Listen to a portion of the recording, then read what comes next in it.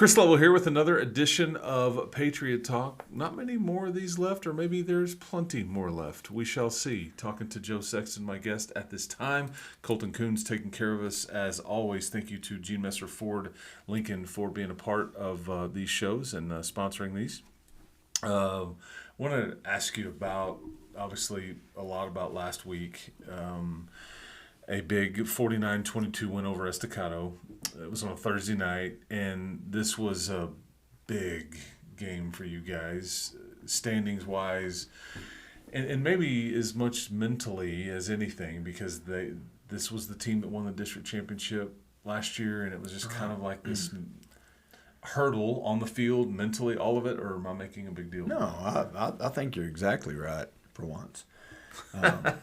Sorry. Fair. That's fair. No, it was it was a great atmosphere. Anytime you get to go play at Plains Capital Park, I always love playing there. Yeah. We've had some great games there. Formerly known as Lowry Field. As Lowry Field, yeah, yes. Right, yeah. But it's a great place to play, and then just the environment. Our kids knew we were going to be on TV, so I think it kind of had a playoff atmosphere to it, just a little bit. Plus, you got to play a really, really good Estacado team, and when you get to play good teams like that in a great stadium, it just kind of feels just like a playoff game. So I think it's going to be good for us getting that game in. Plus, it kind of changed our schedule up just a little bit, going to a Thursday night game after we've been playing on Fridays for so long. But I think the kids handled it pretty well. You had said coming into that game, it was all about knowing where number 1 and number 6 was. James Bozeman and Cedric Ross. Right. They really kind of make them go. Special teams on offense, there's some defense mixed in, but their speed is kind of the really what allows them to be such a good football team. Did you? Yeah, we did a lot. We identified where they were every time. A lot of their games they have won on special teams just because they are so fast. And we'll talk about that in a second specifically, but generally speaking. Well, on offense, you had to know where Cedric Ross was on every play. And he got away from us 3 times. And, I really thought we had him bottled up, but, man, he can go so fast and get away from you. So he's a tough player to try to stop. Yeah, James Bozeman, not the biggest guy at all, but, man, no. tough and fast. I was really, really surprised a couple times, man. He can bring the wood when he hits you. And, you're right, he's not very big, but he's fearless. And even sometimes the best made plans, sometimes, because you mentioned that it's so like a lot of the focus and they still make plays. Take me through, you mentioned the special teams aspect, because a lot of people I think have asked you and kind of were like, what is going on? Your plan, lost your mind? Yeah, your plan coming in, you were, because how good are they as returners? Let's just lay it out. Anytime that you get them in the open field, they're deadly. Just because they can make you miss. I go back to a punt return last year. We had Cedric pinned on the sideline, and then all of a sudden, not. We had 2 of our best tacklers had him pinned on the sideline, and I think we missed about 14 tackles on that one run, and we finally ran him down. But I think he got the ball down inside the 10. So just getting the ball to those guys in space is really, really tough. And if you go back and you watch any of their games that they played, there's punt returns, there's kickoff returns, all over the place. And we identified that early, probably day one when we started getting ready, is we will not kick to them, period. So you basically just eliminate that from the equation and say we're going to onside this. Right. A kickoff every time, or punting wise, we're just going to kick it in the stands, right? Or not punt. They've been averaging quite a few return yards every game, and they had 0 the other night. we just made a point, and we stressed it all week long. When you onside kick you've got a chance you might get it, and I think we ended up getting 2 of them. We got one right after halftime, was huge. They were getting the ball coming out after halftime. We kicked it, bounced off one of their guys, and we got it. So, man, that was big, because we didn't give them an opportunity to try to go score. And this is more of a compliment to. Yes, to, exactly. Yeah. We weren't trying to be rude or whatever. We just wanted to make sure that we eliminated that phase of trying to give us a better chance to win. Yeah. Okay. Because we respect those guys so much that we just did not want to give up a punt return or a kickoff return. And this your running game, you felt like, I think you had an advantage just running it right in between the tackles. Right. And I think that you had a lot of success there. You didn't try to reinvent the wheel here. And do you risk – 'cause sometimes kids get bored and you have to go, no, we're going to do the same thing over and over and over again. Right. And it works. And we're not going to reinvent what we're trying to do here. Was that the challenge? Right. That was especially the challenge at halftime. We were up just a little bit at halftime, but it was still very much a undecided game. So, that's been our conversation a lot at halftime is, we looked at the 5 offensive linemen and it was like, get ready, guys. We're going to lean on you. We're going to lean on you a lot. And we did. And, all of our running backs, man, Talon had a great night. Good to have him back. Yes, yeah. Yes, it really is. Talon makes such a big difference. Caden Joseph had a great night. Colin came in and got some carries and, had a great night too. So, with those running backs behind that offensive line, it's a lot of fun to see them work. And you're probably there's probably a lot of players that took some satisfaction with a win here, but probably not as much as maybe your quarterback, just because he had an unfortunate situation last year where this is the game he got injured in, Right. And he comes back and plays a really good game and is a big part of why you guys won in Colton Right. Bouchard. There was a couple of times during the game that he kind of took off and started scrambling a little bit, and I'm like, all right, get down. And you had. And so, but no, he had a great game. He threw the ball well. Pierce caught a deep one. Will caught a deep one. Levi had a great night. I think Levi had over 150 yards receiving. So 7 catches, 151. yeah, so he had a great night. So we're not one-dimensional. No. We can throw the ball just a And the little run bit game sets up the other stuff. Now here comes the safety starting to creep down in there, and then we're going to slip Pierce behind you or Will. Okay. And it's really good to see Will score again. He had a smile 3 feet wide coming off the field. It's fun to see those guys succeed. How proud of you were your defense, though, or were you of the defense and Coach Tolliver's group? Because population of the football and knowing, okay, the scouting report is easy. We know exactly what we're supposed to key Right. on, but easier said than done sometimes. But I thought for the most part, you had a lot Right. around number 1 and number 6, which was Cedric Ross. Yeah, that was our whole thing is, we have to stop the big plays. He got away from us 3 times, but overall, the defense has just been playing lights out all year long. We've got some big hitters. Our outside linebackers are phenomenal. Lane and Beckton Hogg do a great job trying to get everything bottled up, turn back inside. Our safeties fit the run really well. Jackson Thomas is like a freight train when he hits you. So it's it's a lot of fun to see all the pieces come together. And you can go to practice at any time and you can hear Coach Tolliver screaming, fit the run, and It's amazing how simple football is. Run it, stop the run, the end. Yeah. I mean, you're gonna come out on top more often than not. It's just the way it works, man. And those big boys up front, and an ability to either open holes or stop Right. the other guy from doing that is kind of where it's at. So because of the result here, you have set yourself up to where you are at minimum a Part. Yeah, you're going to share the district championship at minimum. You have an opportunity on Friday night to win it outright with a win over Levelland. But first, this is not that you were waiting on this, but this is like a unique situation in that it is senior night for the first time for your football program.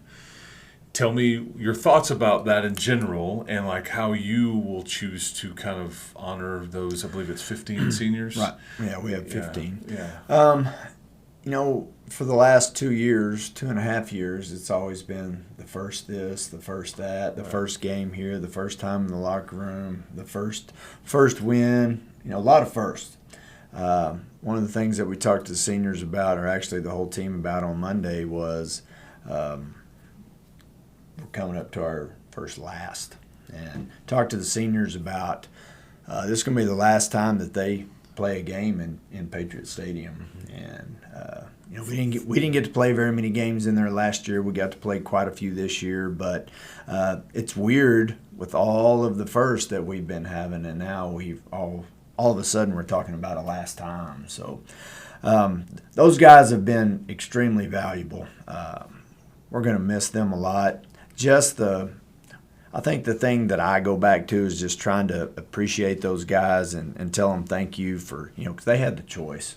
They could have stayed at Cooper High School, and they took a chance on us. They didn't know our coaching staff.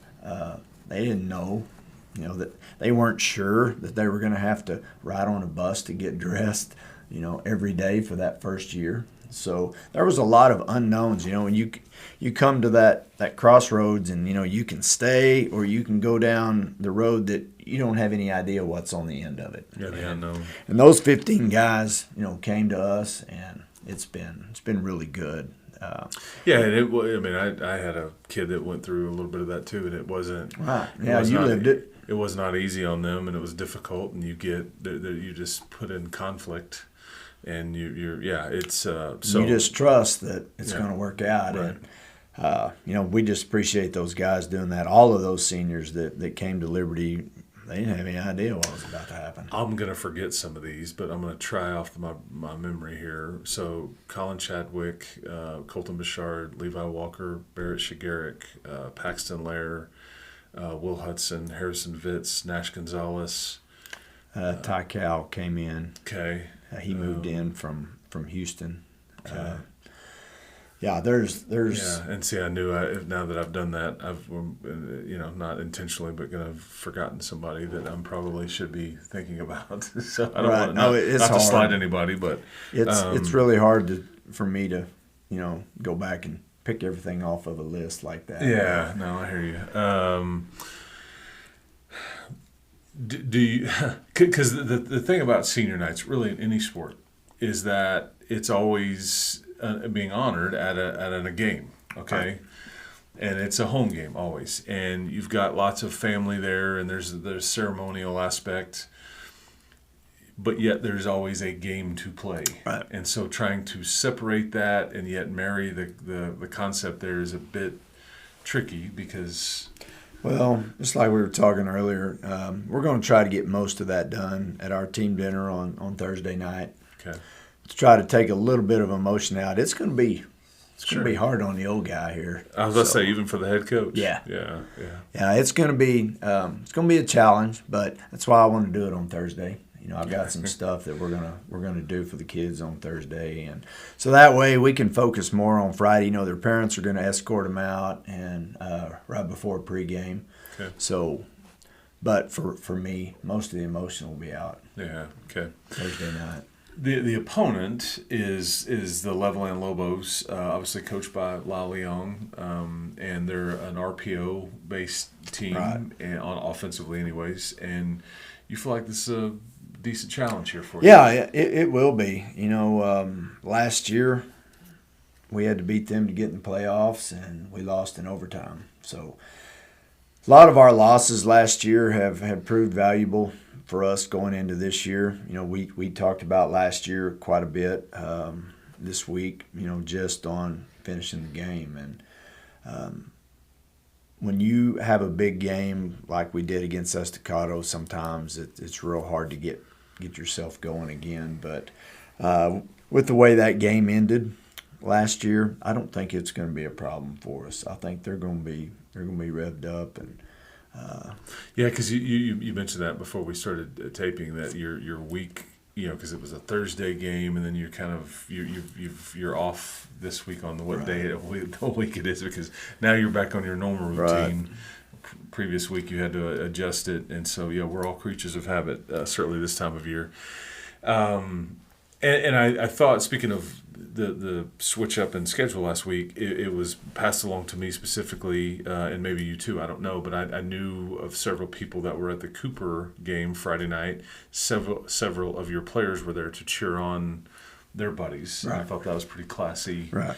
From that standpoint. And anyway, because there's a lot of, you mentioned the split. This has been difficult on a lot of people, but there's a class that was kind of, pulled apart. Not everybody was like so, but there's still friendships. Sure. And all that stuff on both sides of this deal that I just think that has been lost in a lot of this when everybody's trying to be competitive and all the different things that have come with that. But I wanted to make sure that you knew that some of your kids were over there and your players, and they were cheering on and their buddies, and it was a good game. Correct. Yeah, it was fun to see some of those guys that Ryan had a great night, and there were several guys that it was a fun game for me to watch. Yeah. It's the first time I've got to see those guys play in a while. You don't get many Friday nights off. No, we don't.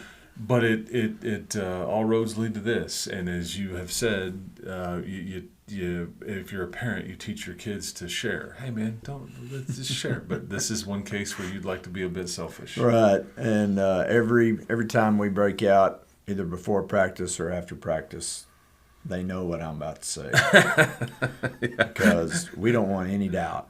We don't want to leave any doubt about who the district champion is, and so that's been our mindset all week long.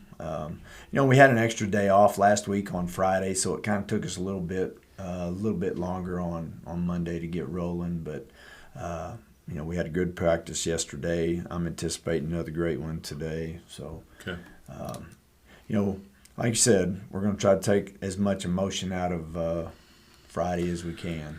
Well, and it's tricky because it is an emotion. It's like you've done all this for so many years, and you just played, and all of a sudden it's like, hey, that's it, no more. Or at least at home and all that. There's hopefully for you guys many more football games to play, because you are going to be in the playoffs, and you're guaranteed at least one playoff game, and hopefully many more. But ultimately, what they remember about that night is did you win or lose? Yep. And especially if you were outright district champs or you shared it and all those things, you have to. Anyway, it's tricky, but there's a lot to play for Friday. Sure, night, so. Yeah, but that's what we love this stuff so much, because it is emotional. I mean, that's you pour yourself in and your time and energy and all those things. So, regardless of result Friday night, you will find out when on locale and play out with whatever you can say. Do you have any feel for when and who and kind of what the next part looks like? Because you do know you were going to play. Right, probably looking at playing Monahans again. Okay. Probably next Friday night. I think it's the 14th. Okay. So I'm trying to get our venue squared away. Right now we're looking at Andrews, waiting on them to get back to us. Because 5A and 6A, they do home. Right.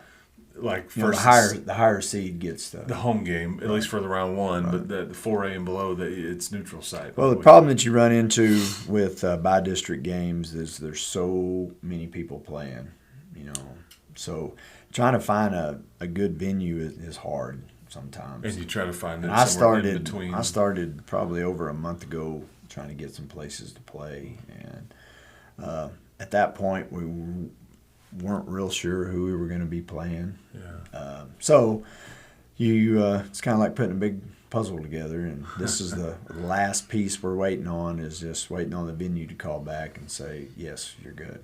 And yet you can't really finalize anything because you need results for it to be locked in. Right. You're just trying to get on the list. Especially with one more regular season game left. Yes. That's right. Is it too? It's fun this time of year because these games mean more, but then the weather starts to change a little bit. You got daylight savings is now kind of altered the. Yeah, that always throws a kink in things too. Your practices are we've had to shorten our practices up just a little bit because it's starting to get dark a little bit earlier, colder, and a little bit cooler. Yeah. But I think they've handled it pretty well. Yeah. I think they've handled it better than I have. There you go. There you go. All right, man. Well, congrats on at least the shared district championship. We'll come back and hopefully next week we can talk about an outright district championship and a finalized playoff game and all those kinds of things. And I'll let you get back to work on putting your piece of the puzzle together again and all that for possible future games and all that stuff. But yeah, and congratulations to all those seniors that have played some good football this year, and hopefully they've got many more games to come. But yeah, enjoy that last home game for all involved there, including you. So I'll enjoy it. Yeah, there you go. There you go.